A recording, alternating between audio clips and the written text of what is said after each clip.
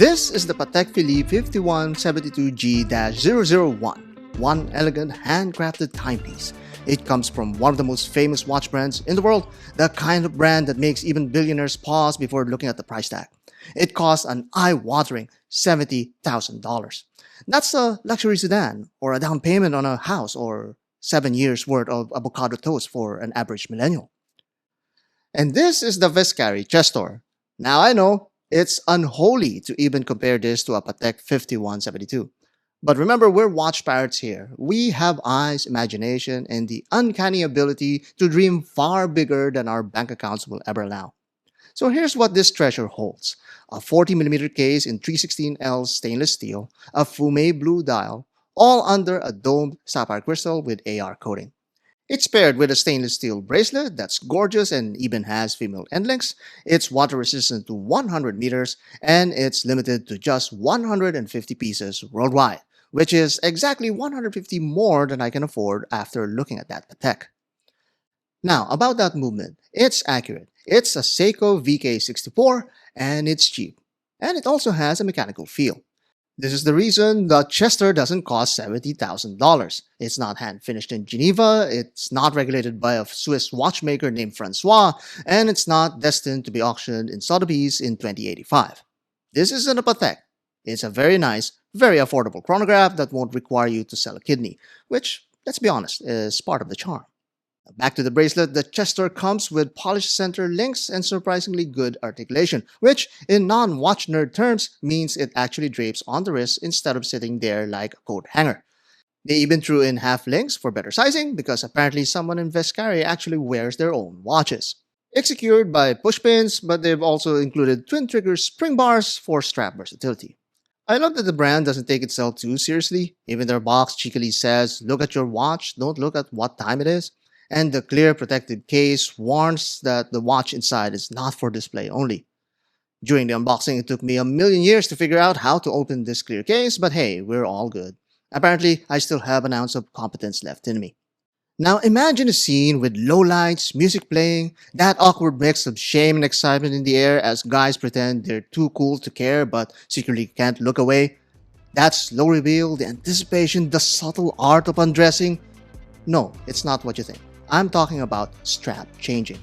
Strap changing is one of those small pleasures that can completely alter the personality of a watch. Swap the strap and suddenly the same watch feels formal, casual, sporty, or just quietly refined, all without spending a fortune. It keeps things fresh, lets you experiment with different looks, and gives you the satisfaction of tailoring the watch to your mood or outfit. And you know, there's also that minor thrill of doing something with your own hands that doesn't involve replacing AA batteries on a remote. It's a simple skill, but once you learn it, you start to see your watch collection not as a fixed lineup, but as an ever-changing rotation of personalities, all from the same case and dial. First up, a black leather strap with blue stitching. It's affordable, and the quick-release spring bars make the swap painless. Yes, in just 40 seconds, and the job is done. The blue accents tie perfectly with the dial without overpowering it, giving the watch a subtle elegance. Next, my trusty gray Artem loopless sailcloth strap. It's got a great neutral tone and a pleasing texture that works with almost anything. Understated, durable, and comfortable, the kind of strap that feels like it could live in the watch permanently. Also keep in mind that Artem sells a bunch of buckles to choose from, and this loopless sailcloth strap has a particular buckle to pair it with. And now my favorite of the bunch, the blue sailcloth with white stitching. Squint a little and the whole thing starts taking on that Patek personality. This is a high quality strap and it really elevates the Chestor to a whole new level. A reminder, a totally blue watch doesn't work all the time, but this one has elegance in spades. Back to the bracelet, and that's the end of the show. That's about $300 worth of straps there, but with a bit of planning, you can get them for a fraction of that. Now it's time to take a closer look at all of the details. There's a lot of polished facets on the case, and yes, it's a fingerprint magnet. If you plan on keeping this spotless, you might as well carry a microfiber cloth in your wallet next to your credit card. The articulation on the bracelet is pretty decent. The middle links catch the light in a way that adds a touch of elegance, and it's capped with a bead-blasted emblem that feels nicely restrained.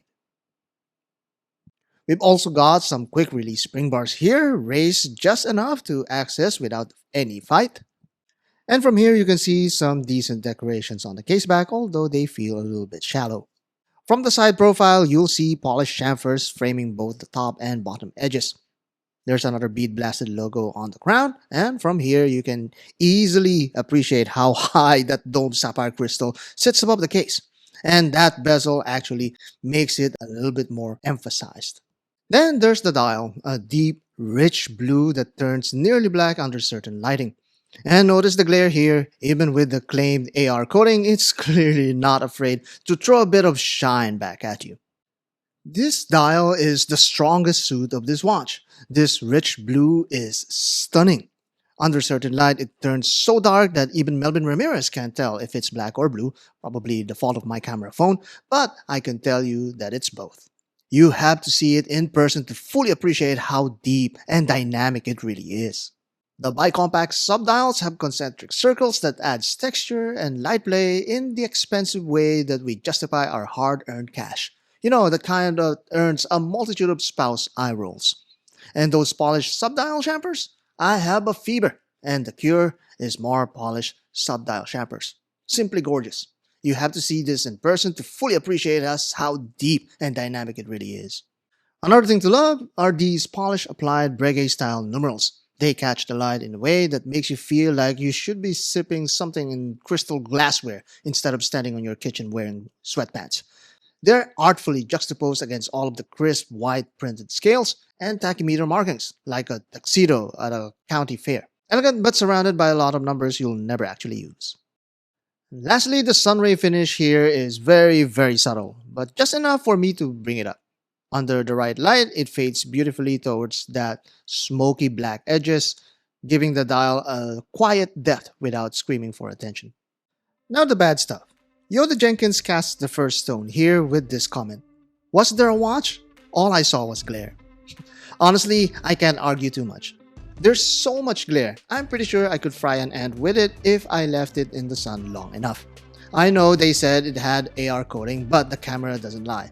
To be fair, when I was checking the time, even in daylight, my wrist instinctively angles to a readable position. But still, there's more glare here than in many watches that I've handled. Another thing, the soft finishing on the end links. Maybe I'm spoiled seeing Tissots every day in the store, but I've also seen microbrands pull this off better. Lastly, the scratches. They came in fast and hard, quicker than machete gangs in London. I proudly wear my watches, but I'm a little more careful than these scratches would suggest. And now the good stuff.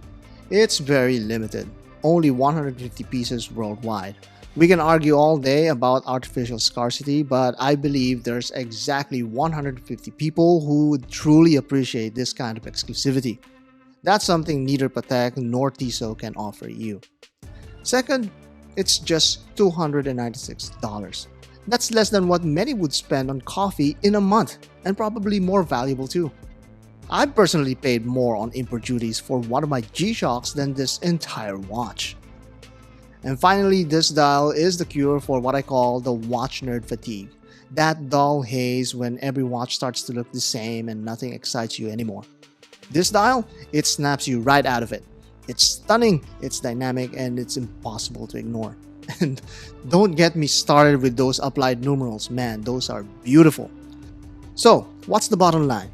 If you have the money and want to drop 70 grand on a Patek 5172G, go for it, more power to you. You're probably not watching my channel anyway. But if you want a watch with serious character, a dial that steals the show, and enough personality to keep things interesting without sending you into bankruptcy, the Vescari Chestor might just be your watch pirate pick for the week. Because sometimes you don't need a six-figure price tag to own something that's, somewhat special.